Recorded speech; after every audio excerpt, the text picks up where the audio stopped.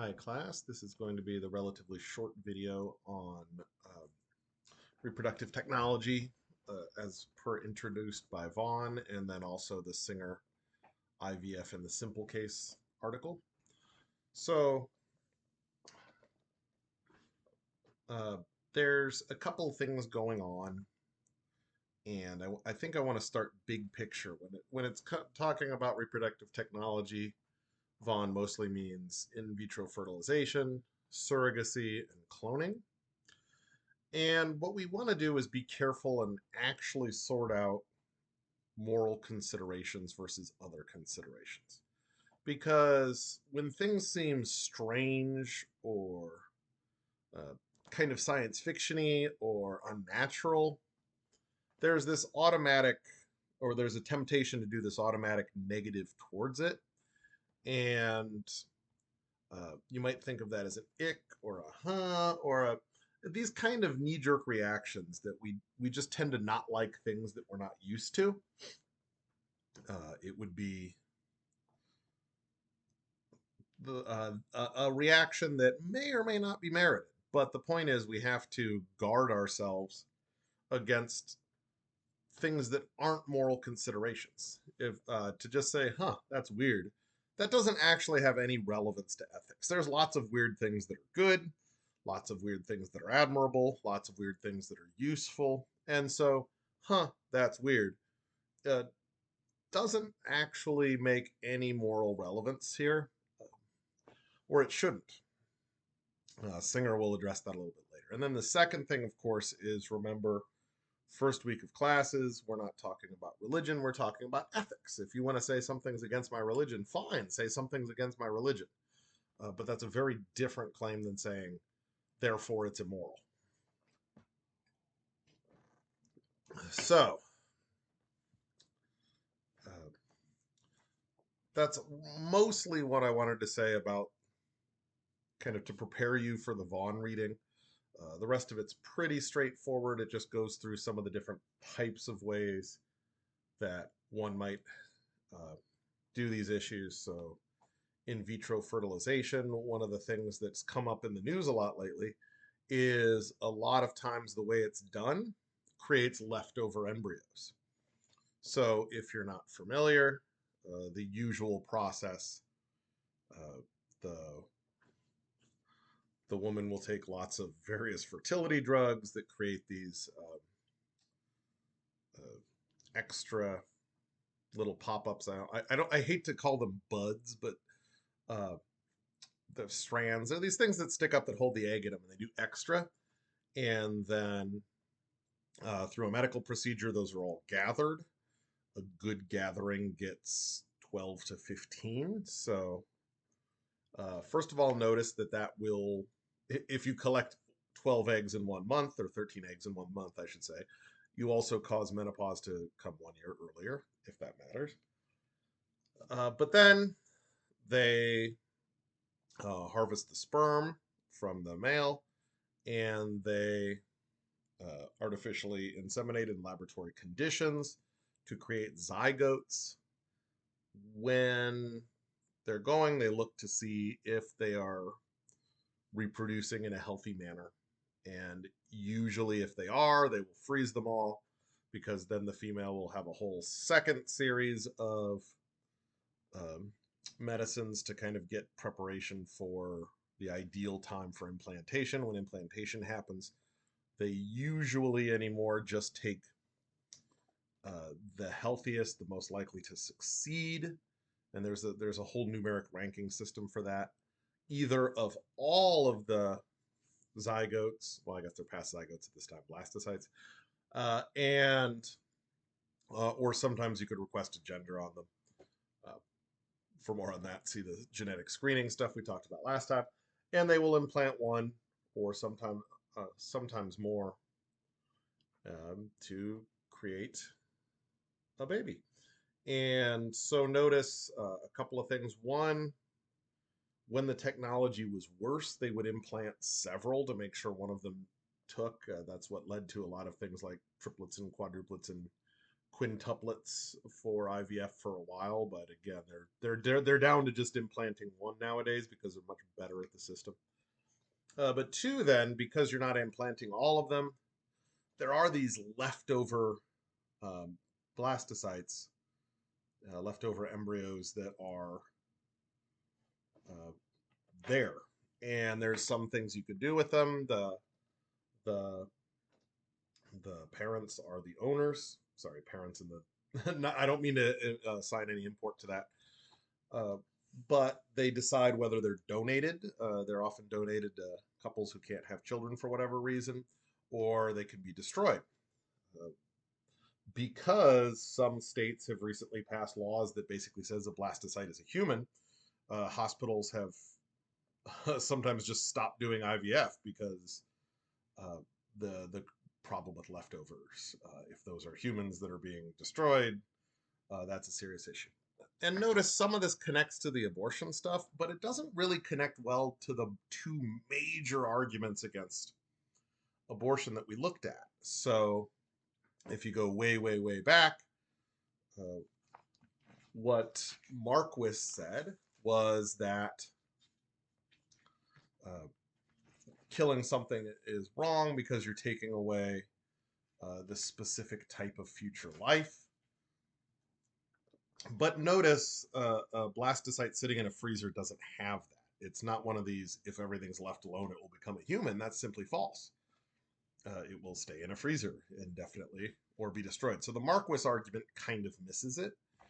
But then also, if you look at the Noonan article, remember Noonan said it makes the most sense to call something a human when the probability shifts.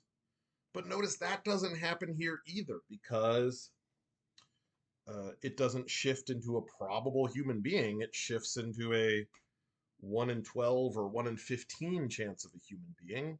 And if it's not the one selected, i.e., if it's a lower grade, then its chance of becoming a human is anywhere between 0 or close to 0 or possibly still high, possibly still slightly better than that. So the Noonan article doesn't really hit the low grade ones, but if, double conditional here, if it's a high grade healthy blastocyte and the parents donate, so two ifs there have to come true, then it becomes a probable human. So it doesn't, the usual arguments against abortion just kind of miss IVF, unless you're going from some odd, by odd I mean non-standard, uh, religious argument there. And so that's something to bear in mind. But it would be fine and interesting if you wanted to bring one of the abortion figures in if you want to do IVF as controversial.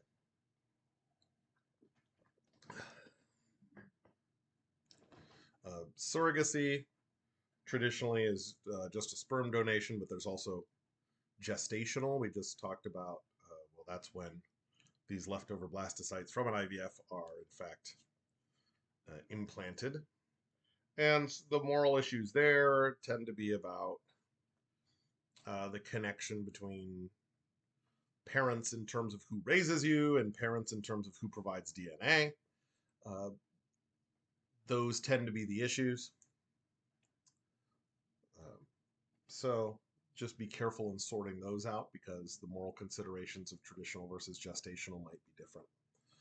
But let's go ahead and pause there if you want to read the Vaughn. I'm going to move on to the Singer case, which he's doing something very specific, so it's important to look big picture. So Peter Singer's IVF, the simple case, what's he doing? In some ways, it's going to be a little bit like the McMahon article. He's going to go over arguments against IVF, even though those arguments do not represent his view. So he's going to present these usual arguments or objections against IVF in order to show that he doesn't think they work and that IVF, at least in the simple case, is fine. So that's big picture introduction one. Big picture introduction two I wanted to mention is why address the simple case. That's actually really important when you're talking about logical reasoning. So if you want to strip aside every other bell and whistle, there's kind of three logical answers. That is categories of logic. You could answer always. You could answer never. You could answer sometimes. All, no, some is what any two categories apply to each other. So, uh, dogs are always mammals. Mammals are sometimes dogs. Crocodiles are never dogs. It's that's kind of the silly big picture, but if you go a little more specifically, if you're talking about saying, I'm against blank, well, are you against it always, sometimes, or never? And you could say the same thing for I'm in favor of blank. So uh, I'm against killing, always, never, or sometimes. If you say always, that means you're against killing even in self-defense, which is a very different claim than sometimes against killing. And what does that do? That shift there. Sorry, I'm getting a little uh, trying to stay on point here. So as soon as you move your answer away from always or never, as soon as you move to that sometimes category, now you have to do the work. If you think abortion is sometimes permissible, okay, now you have to say when. Where is that line drawn and defend it?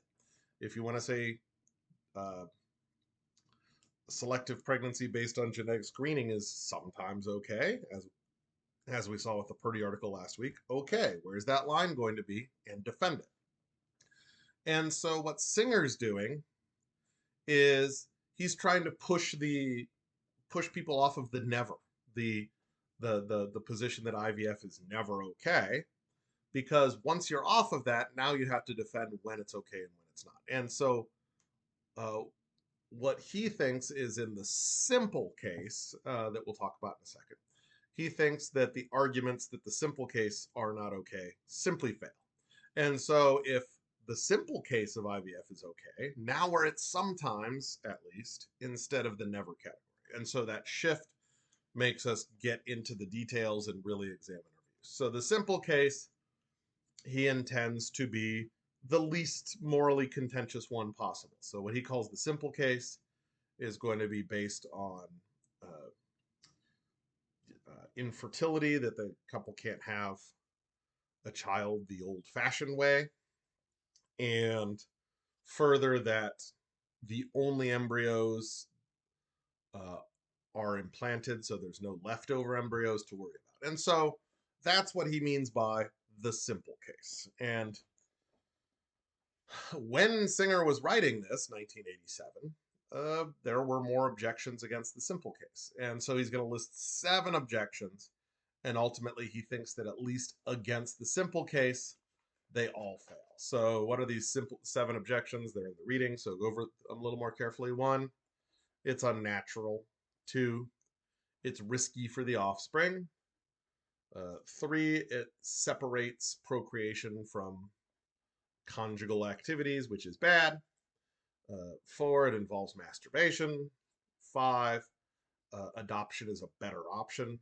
6, it is an expensive luxury. And 7, it increases male control over reproduction. So if you want to see what the ethical landscape looked like in 1987, those 7 objections are a good way to give you an idea. But these don't really apply in some important ways, and they never really even applied in 1987. Singer thinks. See what you think. But let's start with this unnatural. We've already kind of addressed that, but I think Singer put something very rightly.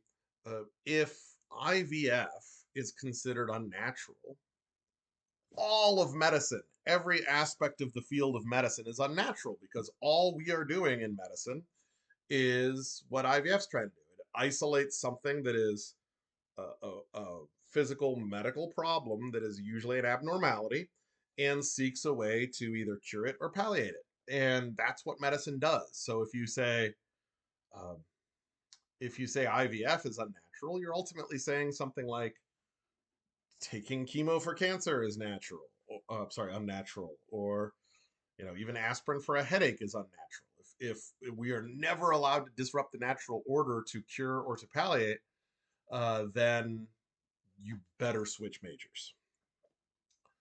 Um, Two, that it's risky for the offspring. That's just not true anymore. It wasn't even true anymore in 1987. It was true just when this stuff started, but it's not even close anymore. In fact, it's monitored more because of the situation and how hard the parents are trying to have an offspring and make sure it's a healthy one, etc. Generally, IVF pregnancies are more closely monitored and observed, and so uh, it's a less risky pregnancy, or at least the same amount of pregnancy. So that simply doesn't apply anymore. Even if it was true at one point, we don't have to worry about it. The involving masturbation, yep, it sure does. Separating procreation from conjugal activities, yep, it sure does. What does Singer say there? But there's nothing unethical about that. Instead, that's an issue of religion trying to sneak into ethics, and we tried to separate that in Unit 1. There's no argument that masturbation is immoral. There's argument that, oh, sorry, in general. There's only arguments that it's against particular interpretations of particular religions. And so, if we are, as we should be doing, separating religion and ethics, then those objections shouldn't hold any force. Now, notice if you're of a religion that is against masturbation, then yeah, you probably shouldn't go into IVF or should do it differently. I'm going to get a little graphic here, but that's the nature of the beast. You don't actually have to masturbate in order to uh, collect the sample. There are other ways to do that that still involve non-masturbatory acts. It's not as clean a collection. Again, sorry, that's just the field we're in. So, in addition to 4 being false, it's also just not an ethical consideration. There's some interesting stuff to say about 5, 6, and 7, and here I think Singer's discussion is particularly helpful. But 5 and 6 are talking about things that are better and worse. So when we're talking about adoption being a better for society option, or that it being an expensive luxury, um, how important is that ethically? So uh, the fact that there's a better way to do things doesn't mean that what you're doing is not allowed. This actually is fallacious reasoning that comes up in politics a lot.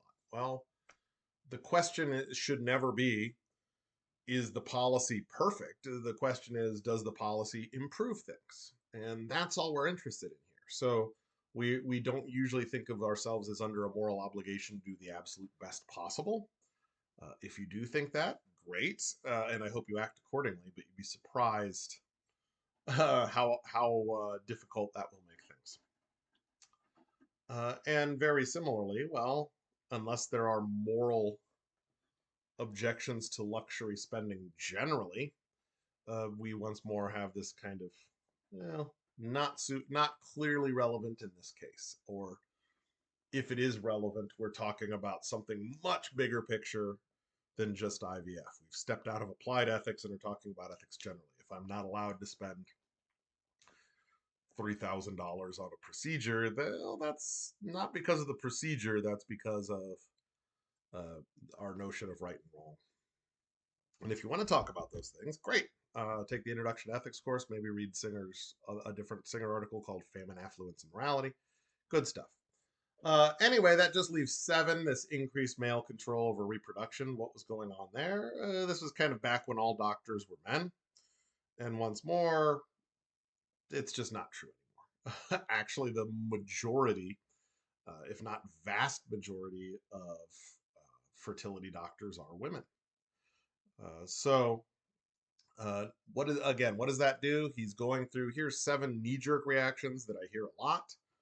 None of them seem to succeed as moral objections to IVF. They're either miss the mark, or they're religious rather than moral objections, or both, or they're not actually about IVF and applied ethics. They're about normative ethics instead. So Notice what a powerful tool that is, though. Once we say there are at least some cases of IVF that are permissible, well, now we have to have the real conversation. And a lot of the considerations we just had will really apply in that way. So, well, is the real objection over the leftover embryos, maybe? Et cetera, et cetera. So that's all I wanted to say about the IVF stuff. Once more, this is a topic that you can theoretically write your case study about. Having said that, we only have the one Singer article, so if you want to write about that, don't use Vaughn. You're not allowed to use Vaughn, but if you want to go back and catch some of our previous authors from the abortion section, for instance, if you think some of their views might translate over, that would be great. And we will see you next time.